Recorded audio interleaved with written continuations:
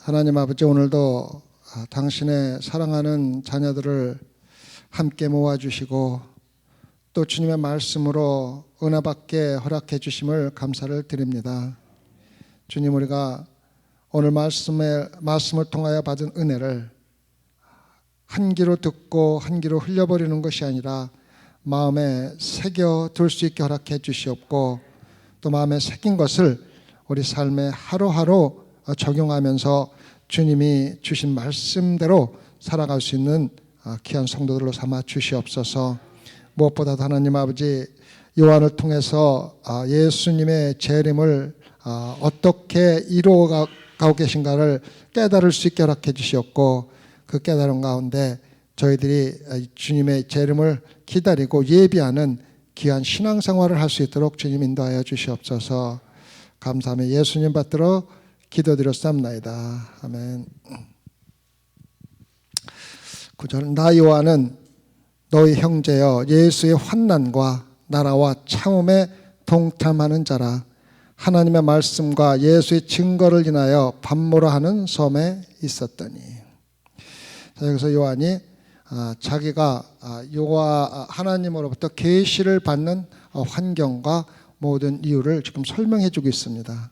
사실 그 1장 9절 한 절만 가지고도 1시간 정도는 쉽게 사용이 될 수 있는 많은 내용을 포함하고 있는 구절입니다.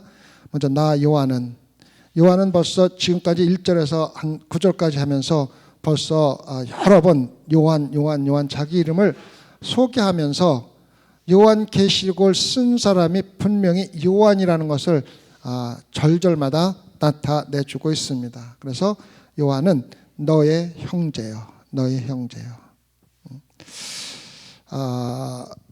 요한이 지금 이 편지를 받고 있는 평신도들에게 내가 너희들의 형제라고 소개를 합니다. 실질적으로 요한이 누굽니까? 12 제자 중에 한 명이죠. 또 12 제자 중에서도 가장 사랑받던 베드로와 야고보와 요한이 예수님의 주위에서 항상 예수님이 데리고 다니던 수제자 중에 한 사람입니다.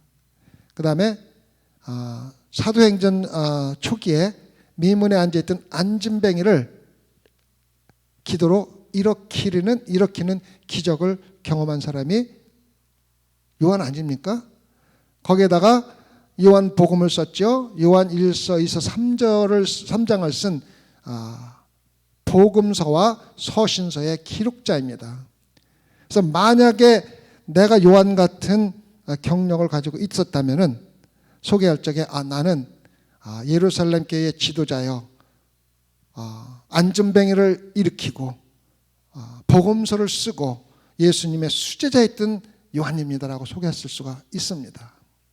그런데 요한은 그렇게 하지 않고 똑같이 나는 너의 형제요, 이렇게 소개하는 데는 두 가지 큰 이유가 있습니다.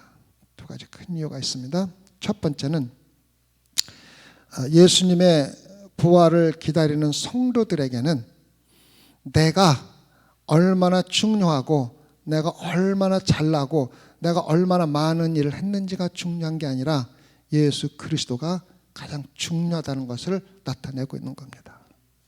내가 아무리 좋은 경력을 가지고 기적을 일으키고 환상을 보고 했다 하더라도 다 모든 것은 예수 그리스도를 위한 것이고 예수 그리스도 때문에 일어난 거기 때문에 나하고는, 내 이력서하고는, 내 명함하고는 아무런 관계가 없다는 것입니다.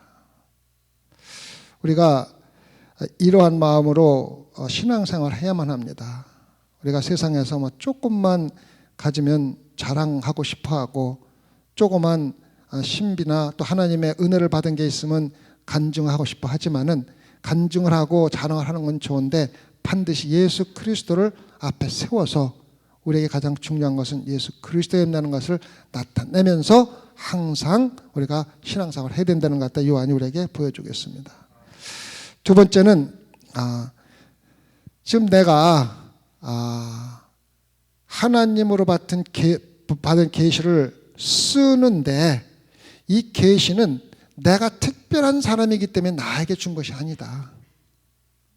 모든 형제자매들에게 준 것이다 라는 것을 나타내고 있는 겁니다. 그래서 지금 내가 요한계시록을 쓰고 있지만은 실질적으로 이 요한계시록은 나한테 준 것이 아니라 나의 형제들인 너희 모든 사람들에게 준 것이라는 것 갖다가 분명히 나타내 주는 겁니다.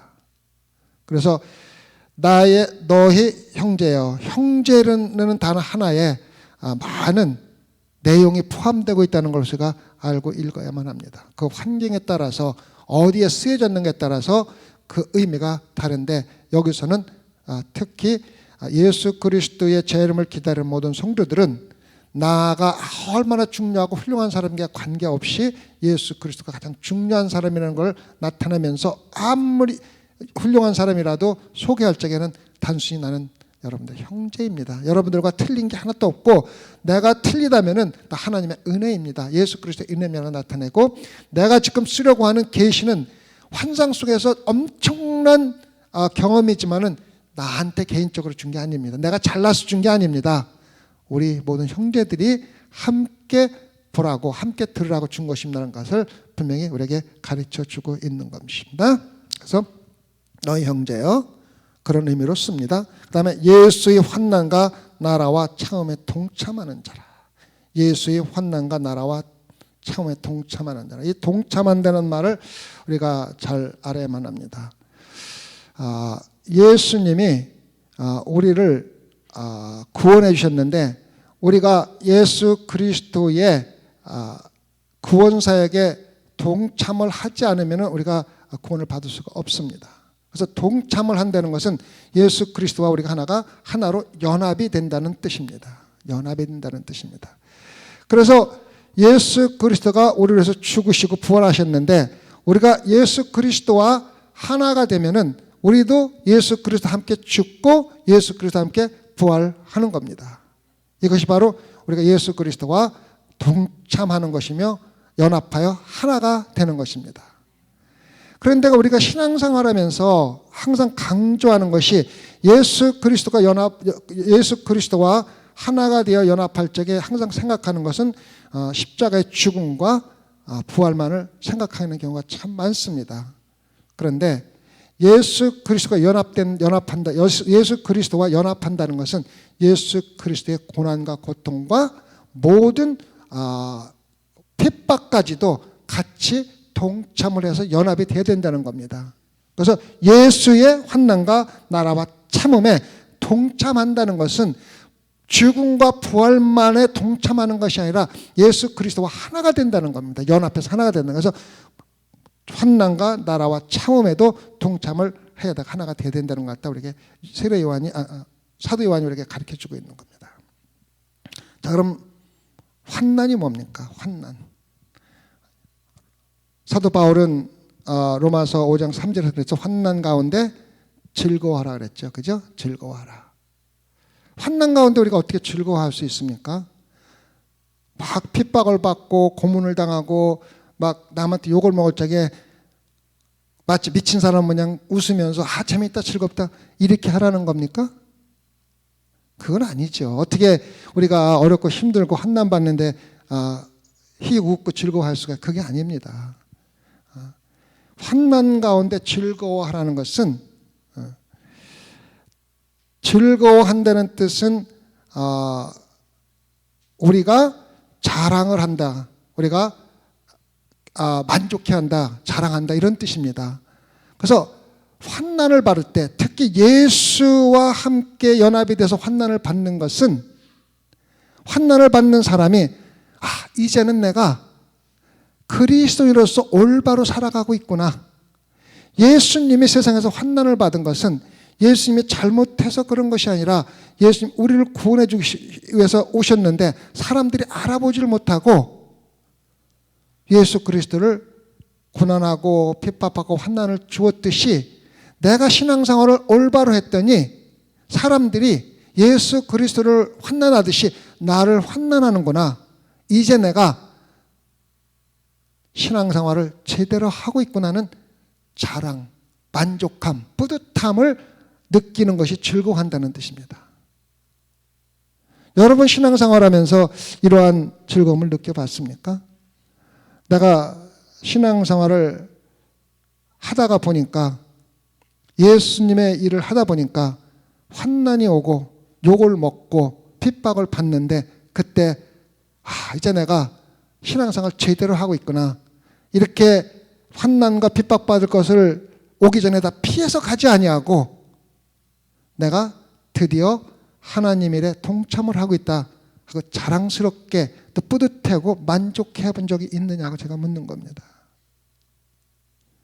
환난을 안 받으면 그런 걸 느낄 수가 없죠. 여러분 생각에 미국은 자유스럽게 신앙생활하는 나라이기 때문에 환난과 핍박 같은 건 있을 수가 없다고 생각할지 모르지만은 여러분이 전도 한번 해보세요. 여러분 교회를 한번 열심히 해보세요. 반드시 환난과 욕먹는 것과 고난과 핍박이 있어요. 없을 수가 없어요. 근데 환난과 핍박을 받지 않는다는 것은 내가 하나님 일을 하지 않는다는 것이고, 하나님 신앙생활을 제대로 안 된다는 것밖에는 아무런 의미가 없습니다.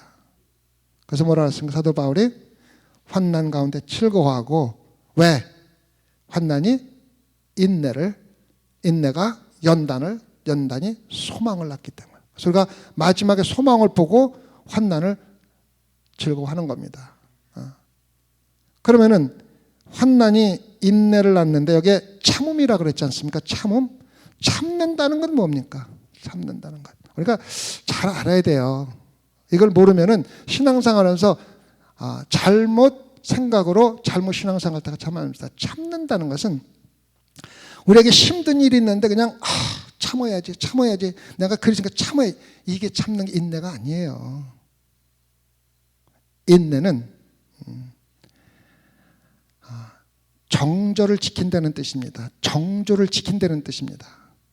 다시 말하면 내가 예수 그리스도를 믿겠다고 결정한 그 정조를 지키는데, 그 정조를 지키지 못하도록 엄청난 방해가 오고 핍박이 오는데 그거를 다 물리치고 예수 그리스도에게만 매달리고 예수 그리스도 믿는 그 마음을 변하지 않는다는 겁니다.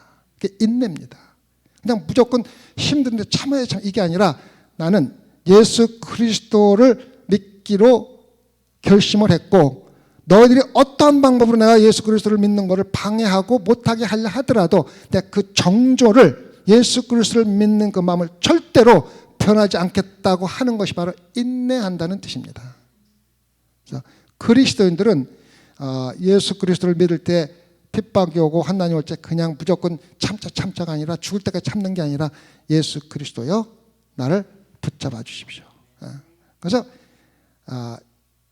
환난 가운데 인내하면서 우리는 예수 그리스도만 붙잡게 되고, 우리는 예수 그리스도에게 굉장히 가깝게 갈 수가 있는 기회입니다. 그래서 우리의 신앙이 더욱 예수 그리스도에게 굳건해지고 예수 그리스도만 붙잡게 되는 건데, 우리가 환난을 받지 않으니까 인내가 없고, 인내가 없으니까 예수 그리스도 붙잡는 게 없는 거예요. 그러니까 30년 40년 신앙생활해도 그냥 입으로, 말로, 생각으로만 신앙생활을 하고 있는 것이 우리 대부분의 신앙인들의 그 모습입니다. 왜? 환난을 피해가니까 인내를 할 필요가 없고, 인내를 안 하니까 예수 그리스도만 붙잡고 정조를 지킬 이유가 하나도 없는 거예요. 그러니까 그냥 매일 와서 예배 보고 재밌게 놀다 가고, 또 이야기하고 밥 먹고 가고, 생각과 그냥 그 입으로만 주여 하고 예배드려 가는 거예요. 제가 어저께도 조금 얘기했지만은 그 각인이라는 그 영화를 그저께 목요일 저녁에 제가 봤어요. 거기에는 그 중국에서 복음을 전하다가 엄청난 그 공산당 공안들의 그 공격을 받고, 많은 사람들이 그 고문을 받고 고문당하다가 건강이 안 좋은 사람 죽기도 하고, 이런 모습을, 실제 있었던 모습을 보고 영화로 만들어놨는데, 저는 영화를 원래 보는 걸 좋아하지 않는데 그 영화를 보고 눈물을 흘린 적이 있습니다.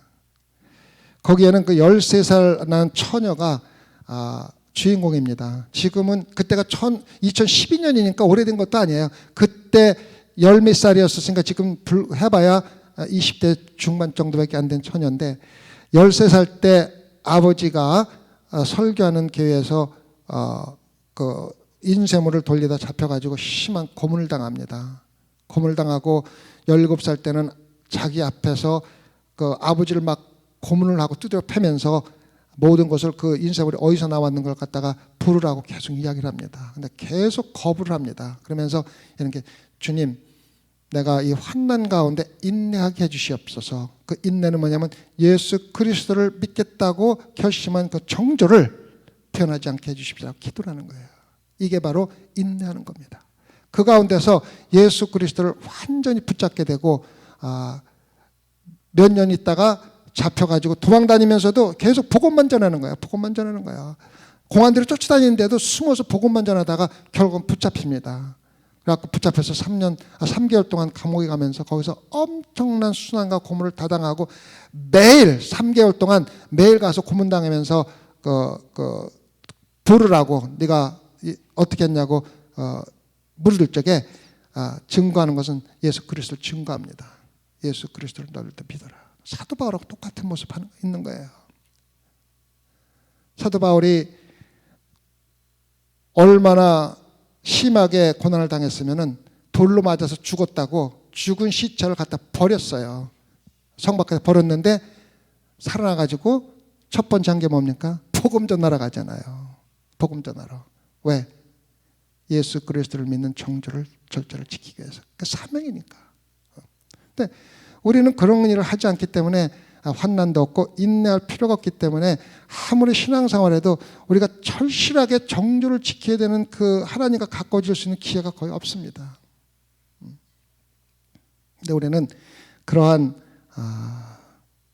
경험을 하면서 신앙생활해야 신앙이 자라게 되고 하나님만 붙잡고 하나님만 붙잡지 않고는 도저히 견딜 수 없는 상황을 갖다가 견뎌나가면서 하나님이 정말 살아서 역사하시는 분이구나 걸 갖다가 느낄 수 있는 게 우리들의 신앙생활이고 그것이 바로 신앙적으로 성장하는 것입니다. 그래서 참음에 동참하고 그 다음에 하나님의 나라에 동참을 합니다. 하나님의 나라가 뭡니까? 교회입니다. 교회. 왜? 예수 그리스도가 머리고 머리가 다스리는 게 뭔가 교회잖아요. 그래서 예수 그리스도를 믿겠다고 결심하고 거듭난 사람이 모이는 교회가 바로 예수 그리스도의 나라입니다. 그래서 여러분은 예수 그리스도의 나라에 동참을 하는 성도들입니다. 그래서 여러분들의 말 하나하나나 행동 하나하나가 마치 천국에서 예수님과 하나님과 대화하듯이 해야 되고 여러분의 교회 와서 살아가는 생활하는 삶이 마치 하나님의 나라에 가서 사는 것 같이 똑같은 연습을 하는 모습으로 살아가야 됩니다. 여러분들 소망교회 나오면서 마치 천국을 경험하는 마음으로 살아가고 있습니까? 그렇게 되어야지만 됩니다. 다른 교회에 상관할 거 없어요. 소망교회는 교회 나오면은 마치 내가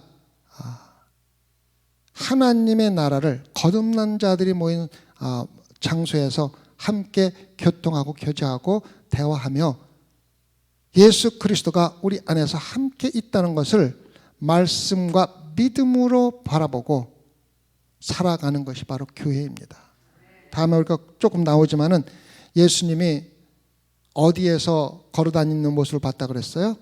촛대 가운데서. 촛대가 뭡니까? 교회입니다. 교회 가운데서 예수님이 지금도 소망교회에서 돌아다니면서 우리의 예배드리는 모습을 보고 계신 거예요. 근데 그것을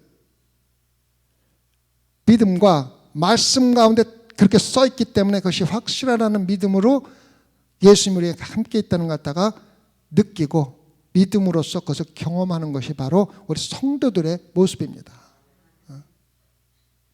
여러분들이 요한이 이러한 기적을 경험하는 걸 보고 나도 그렇게 경험했으면 내 믿음이 팍 자랄 텐데 이렇게 생각하시는 분은요 조금 잘못 생각하시는 분입니다. 왜? 우리가 요한 모양 눈으로 보고 믿는 것은 믿음이 아니라 그랬어요. 뭐를? 보이지 않는 것을 믿는 게 믿음이에요. 그래서 우리가 사도 요한을 통해서 직접 보여준 것을 기록한 요한계시록을 보고 요한계시록에 기록되어 있는 것이 진리다라고 믿고 그대로 성경 말씀대로 믿고 예수 그리스도 여기 있다고 믿으면서 똑같이 요한과 같이 생각하고 믿음을 갖다 굳혀나가는 게 믿음이지, 보이는 것을 믿는 것은 믿음이 아니잖아요. 그래서 요한은 실질적으로 대표적으로 우리를 위해서 희생한 거예요. 왜? 자기는 봐야 됐잖아요. 근데 우리는 안 보고 믿으니까 하나님이 보이지 않는 것을 믿는 것을 더 칭찬해주고 더 상을 주잖아요. 그죠? 그래서 우리는 실질적으로 말씀과 믿음으로 믿기 때문에 요한보다도 더 축복받은 자라는 것을 우리가 알아야만 됩니다. 아시겠죠? 그래서 우리는 예수의 환난과 나라와 참에 반드시 동참해서 예수 그리스도와 연합해야만 됩니다. 그것은 죽음과 부활뿐만 아니라 모든 예수님의 고난에도 동참을 해야 되고, 참음과 인내 가운데 우리는 내가 마침내 훌륭한 하나님이 원하시는 그리스도인이 있다는 자랑과 함께 인내를 통해서 내가 예수님만을 믿겠다고 결심한 그 정조를 절대로 어떠한 환난과 핍박에 와도 포기하지 않겠다고 예수 그리스도만 완전히 매달리는 것이 바로 예수 그리스도와 모든 것에 동참하는 겁니다. 하나님의 말씀과 예수의 증거를 인하여 반모로 하는 섬에 있었더니, 하나님의 말씀과 증거를 인하여 요한이 반모라는 섬으로 귀향을 가지 않습니까? 근데 그 이유가 자기가 도둑질을 해서도 아니고 살인을 해서도 아니고 내가 하나님의 말씀과 예수 그리스도를 증거함으로 인해서 자기가 이런 환난을 받고 있다는 것 갖다가 분명히 이야기해 주고 있습니다. 우리가 세상에서 환난을 받는 이유는 두 가지가 있지 않습니까? 하나는 우리가 잘못해서 받는 환난이 있고, 하나는 우리가 잘못하지 않았는데 받는 환난이 있지 않습니까? 그래서 우리가 잘못해서 받는 환난은 그건 환난이 아니에요. 우리가 성경에서 말하는 환난이 아닙니다. 우리가 빨리 가다가 티켓을 받았고 나서 환난을 받았다고, 물론 교회 가다가 했다 하더라도 그 스피드가 여러분이 잘못해서 받은 거지 예수 그리스도를 믿는 증거로 인해서 오는 환난은 아니잖아요. 그렇죠? 근데 사도 요한은 자기가 반모섬에 귀향가 있는 이유는 다른 이유 없다. 예수 그리스도를 증거한 거라는 것 갖다가 우리한테 얘기해 주셨습니다. 이 반모섬에 귀향 갔다는 그 뜻은 우리에게 많은 것을 이야기해 주고 있습니다. 우선 반모섬이라는 것은 그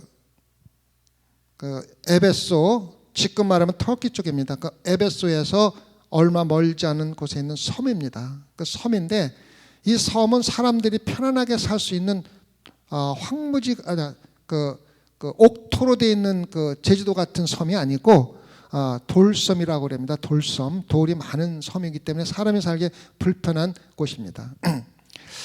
그런데 사도 요한이 이렇게 귀향 갈 때가 상당히 연로할 때 같습니다. 적어도 80대 중반에 갔다고 합니다. 거기 가서 무엇을 했냐면 광산에 가서 일을 했다고 합니다. 한번 상상을 해봐요. 우리 이종환 성도님 여기 와서 계신데 지금 연세가 80대 그 초반 중반 되셨죠. 근데 이종환 성도님보다 연세가 30살 더 많으신 노인네가 지금 황무지 같은 반모섬에서 광산에서 일을 하는데, 일을 끝나고 집에 가도 가족도 없고 잠자리도 없고 길에서 살 때도 있고, 어디서 잤다 그러냐면 토굴에서 잤다고 그래요. 토굴에서. 이러한 모습을 한번 상상해 보세요. 그것도 이유가 내가 잘못해서가 아니라 예수 그리스도를 증거했다는 이유로. 그래서 이 사도 요한이 환상을 받는 그 환경이 우리 인간으로는 상상할 수 없는 악한 상황이었다는 것 갖다가 알려주고 있는 겁니다. 왜? 좀 더 좋은 환경 속에서 환상을 주지 않고 이렇게 최악의 상황에서 환상을 주었는가가 우리가 또 생각해 볼 이유가 있는 거예요. 자, 지금 이 당시에 성도들이 어떻게 살아가고 있습니까?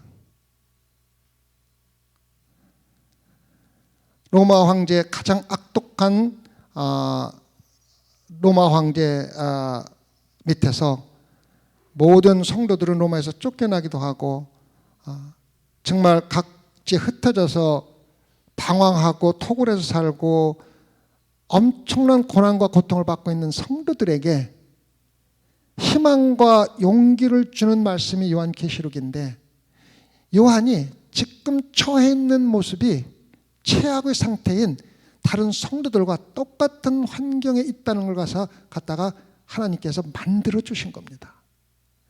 그래서 요한이 경험하고 있는 그 환경과 이 편지를 받는 성도들의 환경이 똑같이 만들어서 그 쓰는 그 마음이나 쓰는 모든 환경에 대해서 성도들이 받을 적에 감동감화를 받을 수밖에 없는 그런 환경을 의도적으로 만들어준 겁니다.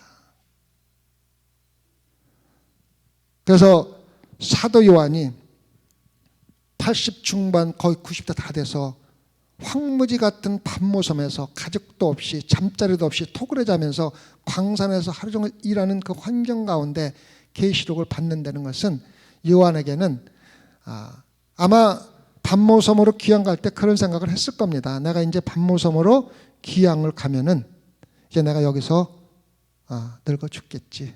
내게 뭐 더 큰 소망이 있겠는가. 이러한 생각을 가지고 하루하루 살았을지도 모릅니다. 그런 가운데서 계시록을 준다는 것은 요한에게서는 또 다른 희망을 주는 것인데, 내가 풀려나서 나가서 편안하게 살겠다는 소망이 아니라 나에게 하나님께서 또 복음을 전할 기회를 주실지도 모르겠다는 소망을 갖게 되는 겁니다. 그래서 실질적으로 사도 요한은 밤모섬에서 풀려나서 적어도 몇 년 동안 에베소와 에베소 주변에 있는 교회들을 돌아다니면서 다시 복음을 전하면서 그들을 격려하고 쓴 서신서가 요한 1서에서 3서입니다. 그래서 하나님께서 요한에게 이렇게 어렵고 힘든 환경을 마련해 준 것은 이 편지를 받는 사람들과 똑같은 감정에서, 똑같은 동기에서, 똑같은 환경에서 쓸 수 있도록 하나님께서 의도적으로 만드신 것을 갖다가 우리가 분명히 알아야 합니다. 우리에게 환난과 핍박이 오고 어려움이 닥치는 것을 우리는 저주라고 생각하면 안 됩니다. 그것이 축복입니다. 축복. 우리는 환난과 인내 가운데서 하나님께 더 가까이 갈 수 있는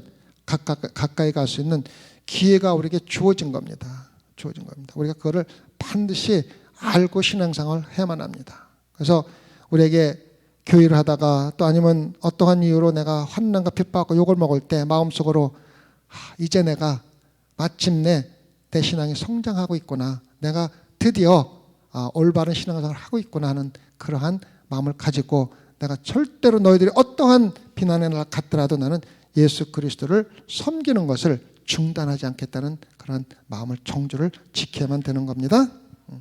그래서 9절에서 사도 요한이 요한계시록을 쓰는 모든 것을 정리해 놓겠습니다. 그래서 10절에 가면 주의 날에 내가 성령에 감동하여 내 뒤에서 나는 나팔소리 같은 큰 음성을 들으니, 드디어 좀 우리에게 생소한 단어들이 조금씩 나오기 시작합니다. 주의 날에.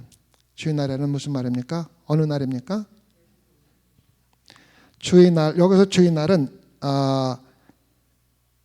요한이 이 그 계시를 경험한 날이거든요.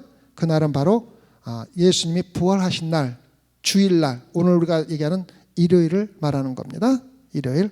성경에서는 주의 날이라는 말이 구약과 신약에 많이 나오는데, 다른 데에서 주로 주의 날의 의미는 예수님의 심판의 날을 주의 날이라고 그래요. 주의 날에 너희들이 심판을 받을 거라는 말이 나오는데, 여기서는 주의 날이라는 말은 예수님이 부활하신 날, 일요일 날, 주일날을 말하는 겁니다. 주일날에 내가 성령에 감동하여. 성령에 감동하여라는 말이 여기 들어간 이유는 성령 안에서 이 계시를 봤다는데, 성령이 내가 본 모든 계시를 주관하고 계획하신 거라는 뜻입니다. 그래서 성경이 어떻게 쓰여진 겁니까? 성령의 감동 감화로 쓰여진 겁니까? 그래서 내가 요한계시록을 쓰는 것은 내가 그냥 환상 속에서 보고 쓰는 게 아니라 성령의 감동 감화로 쓰여진 것이며 하나님의 말씀이고 성경이라는 뜻을 우리에게 분명히 가르쳐주고 있는 겁니다. 그래서 요한계시록은 요한이 성령에 감동하여 쓴 성경이라는 그 확인을 해줌으로써 우리가 요한계시록을 하나님 말씀으로 받아들이는데 조금도 부족함이 없는 것을 이야기해 주는 겁니다. 그래서 성령에 감동하여 성경이 필수적으로 요구하는 성령의 감동감으로 쓰여진 하나님의 말씀이며, 내 뒤에서 나는 나팔소리 같은 큰 음성을 들으니 나팔소리 같은 큰 음성을 들으니. 자, 사도 바울이 예수님을 만날 적에 예수님이 빛 가운데 나타나셔서 사울이 넘어집니다. 근데 하나님의 음성이 들립니다. 사울아 사울아, 네가 핍박하는 자가 바로 예수 그리스도다. 네가 왜 자꾸 나를 핍박하느냐. 음성이 들리죠. 그 음성을 누가 들었습니까? 사도 바울만 들었어요. 다른 사람들은 빛이 번쩍했어도 그 음성은 사도 바울만 됐어요. 왜? 성령의 감동감화로 성령 안에 있는 사람만 들을 수 있는 하나님의 성령의 음성이기 때문에 그렇습니다. 지금 사도 요한이 나팔소리 같은 큰 음성, 우렁찬 음성을 들었는데 주변에 사람들이 많이 있었을 거라고요. 그런데 다른 사람들은 그렇게 큰 음성을 듣지 못하는 거예요. 왜? 성령의 감동 감화를 받은 사람만 들을 수 있도록 하나님께서 계획하셨기 때문입니다. 그래서 우리가 신앙생활하면서 성령이 충만하고 성령의 감동감을 받아서 신앙생활하는 사람들은 다른 사람들이 듣지 못하는 하나님의 음성을 듣는 거예요. 반드시 들어야 돼요. 만약에 여러분들이 다른 사람들이 듣지 못하는 성령의 음성을 듣지 못하면 여러분들이 신앙생활하는데 뭔가 문제가 있는 거예요. 그렇다고 사도 요한처럼 큰 음성 그런 게 아니라 성경을 읽으면서 하나님의 음성을 들어야 돼요. 기도를 하면서 하나님의 음성을 들어야 돼요. 예배를 보면서 하나님의 음성을 들어야 돼요. 예배를 보면서 예수 그리스도가 7 촛대를 거닐고 있는 예수 그리스도를 영적 눈으로 볼 수가 있어야 돼요. 믿음으로. 그래서 성령의 감동감화된 사람만 들을 수 있는 하나님의 음성이 있고, 여러분의 신앙생활하면서 반드시 다른 사람이 듣지 못하는 하나님의 말씀과 은혜의 말씀을 들는 성령의 귀가 열려 있어야만 합니다. 아시겠죠? 소망교회 성도들은 말씀을 볼 때나 기도를 할 때나 예배를 드릴 때나 무엇을 하든지 하나님께서 성령의 감동된 자에게 주는 느낌과 음성과 모든 은혜를 느낄 수 있는 그러한 영적으로 눈이 떠 있는 성도가 되기를 부탁을 드리겠습니다. 네. 그래서 다른 사람이 듣지 못하는 나팔소리 같은 큰 음성을, 나팔소리는 옛날에 특별히 무슨 중요한 무슨 행사가 있을 때 불지 않습니까? 공격하라 할 때 나팔을 분다든가 대각하라 이렇게 나팔소리는 그런 때 많이 봅니다. 그래서 나팔소리 같은 큰 음성을 들을 때는 것은 사도 요한에게 굉장히 중요한 말을 너에게 하겠으니까 정신 차려라 들어라 하는 것과 똑같은 겁니다. 그러면서 음성이 들립니다. 무슨 음성이 들립니까? 가로되 너 보는 것을 책에 써서 에베소, 서모나, 버가모, 두아디라, 사데, 빌라델비아, 라오디게아 7교회에 보내라 하시기로. 지금 여기 7교회에 7교회가 이렇게 나열되어 있습니다. 이렇게 나열되어 있는 것은 그냥 임의로 그렇게 나열한 게 아니고 이 편지를 7개에 보내는데 우체부가 이 편지를 가지고 돌기에 가장 짧고 효과적인 순서로 들려 있는 거예요.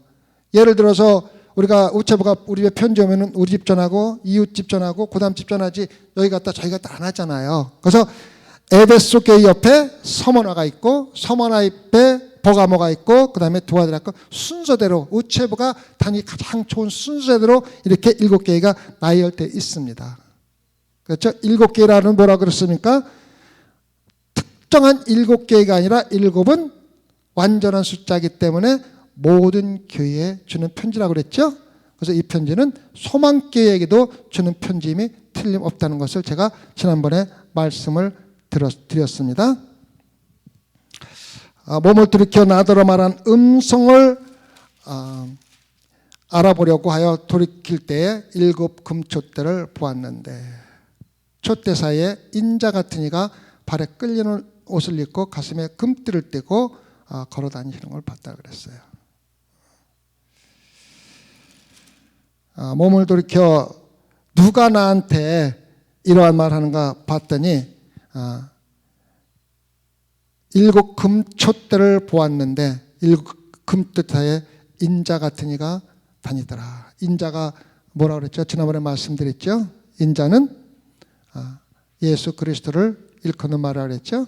인자. 하나님이면서 사람으로 태어나서 하나님인지 사람인지 잘 구별할 수 없는 분이 바로 예수 그리스도 인자입니다. 인자. 그래서 다니엘서 에스겔서에 보면 인자라는 말이 참 많이 나오고 예수님이 태어나시고 십자가에 돌아가시고 부활하시고 또 재림하시는 것까지 다 기록할 때 인자 해가지고 다니엘이 다 예언을 했다고 그랬죠. 그래서 7 금촛대, 다시 말하면 교회사를 예수님이 돌아다니고 계신 겁니다. 예수님이 십자가에 돌아가시고 부활하셔서 하나님 우편에 앉아서 우리를 내려다보고만 계신 줄 알았는데 실질적으로 예수님이 교회 가운데 돌아다니고 계신 거예요. 지금 소망께 이곳에 우리가 예배부 이 시간에도 예수님이 우리와 함께 지금 돌아다니고 계신 거예요. 이거 반드시 알아야 돼요. 어떻게 합니까? 요한계시록에 있는 말씀을 근거로 믿음으로 그것을 보는 겁니다.